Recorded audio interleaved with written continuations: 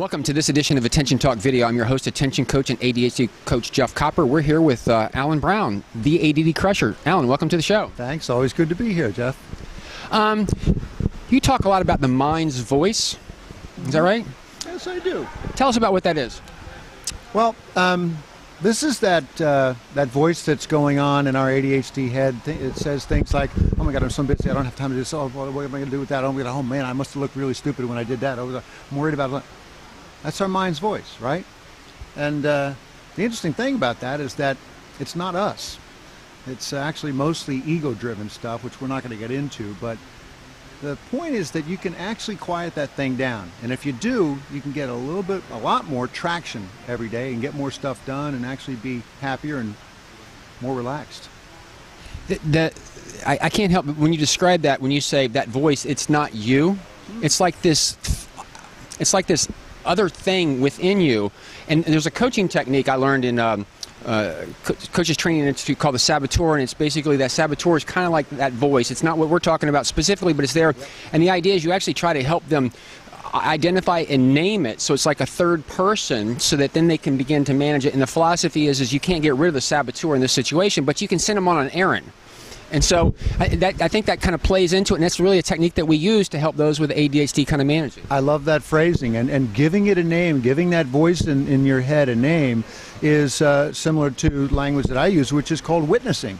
You know, we often go on autopilot all the time, and when we are, that stuff tends to, if you stop and listen to it, it tends to be a lot about ego-driven stuff. Oh, I'm worried about this, I'm worried about that.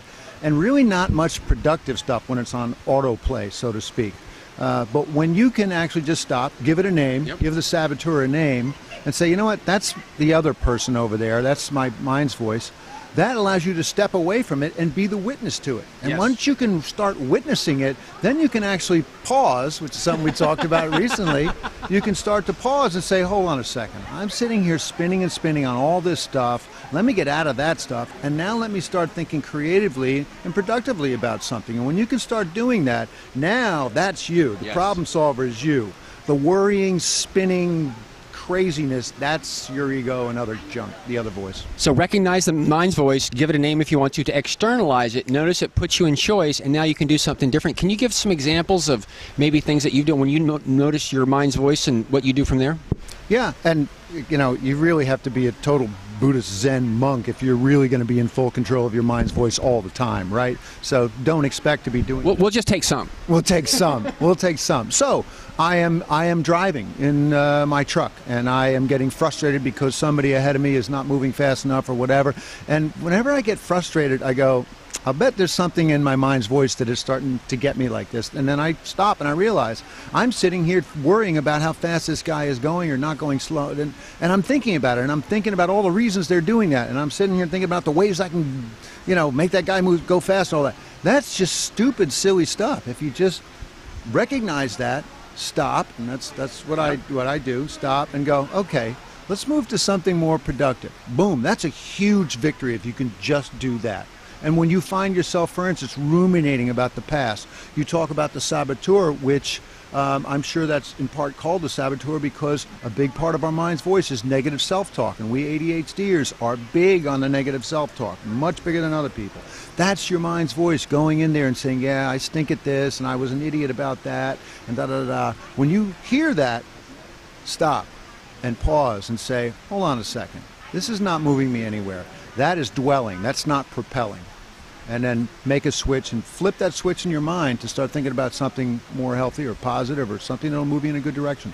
One of the things that we've talked about a little bit just on sideline is when you notice that happening and you can recognize your mind's voice, sometimes you can look back in your life and find those triggers that enabled you to kind of stay on track. So like if you're starting to spin out of control, maybe it's exercise or whatever that you can go. Bottom line is you can begin to witness that mind's voice, pause, it puts you in choice, and you can begin to do something different about it. And sometimes if you know what the triggers are to make some adjustments, you can do that just by being conscious of what works in your life. That's a great thing that Jeff and I have been talking about a lot, which is it's one thing for you to sit here and listen to me and Jeff talking about it, doesn't go, yeah, that's really great, I'm going to be more attentive to that. It's another thing if you can actually form a trigger that actually makes you do this witnessing thing. So for instance, I mentioned earlier on that one of my triggers, one of the things that tells me that I am not being in my own domain is when I feel stress in my shoulders, like I'm driving or something, or I'm worrying too much, I feel body stress. That, boom, it tells me that something is not right and I got to switch. Your trigger may be different, but just give it some thought. One thing you might do is just when you are ruminating or you catch yourself on autopilot, stop and write down what it was you were thinking about, or say it out loud, as you were saying. That could be the way you trigger the quieting or the pause. And if you could just quiet that voice for a little while, you actually power up your mind. You actually give your mind a rest. So that is one of the things, that's what I call shut up you mind. It's just by recognizing the junk that's going on up there, call it BS, push it out, quiet your mind, rest it, and then you're ready to get into a tough mental engagement. So normally I'd wrap this up, but I got to give you a little plug. One of the things that really, when I first met you, you gave me a copy of the Crusher videos, and what was interesting to me is there's one part in time in the video where you're telling somebody to do something, and you're like, you need to write this down. And this is a great example of noticing your mind, because most people would just kind of sit there, and you actually put it on pause and say, no, go up and kind of go get it. For those people out there who aren't recognizing it, it's funny because I thought it was so clever how you built that into the video to kind of not say you need to watch yourself, but in the same, again, it was kind of effective to me. Well, thank you. And I'll tell you, this is something that Jeff is a proponent of. Jeff and I are talking more and more about how, look, it's great if you are watching the ADA webinar and Attention Talk Radio and Totally ADD and all this other great material that's out there. But you need to ask yourself, okay, I've been watching these webinars for 3 weeks or 3 years or whatever it is. What am I doing differently now that I wasn't doing before? And if you're not really doing anything differently now as a result, it's because you're not actionating what you're learning. And Jeff is one of the most vociferous voices about finding what is the trigger that helps you put one of these tips into play, so that it doesn't just become some nicety that you heard Alan and Jeff talking about, but instead something that actually tomorrow when you get up, you're doing something differently. That's how change happens, and that's how you gain traction over your ADHD and start finding more success. That takes us back to the beginning. It all starts with watching your mind's voice, because that's where it all starts. You have to notice that to see the pause and make it happen. So, Alan, thank you so much for coming on the show. Thanks for having me on. I love it. Take care. Bye.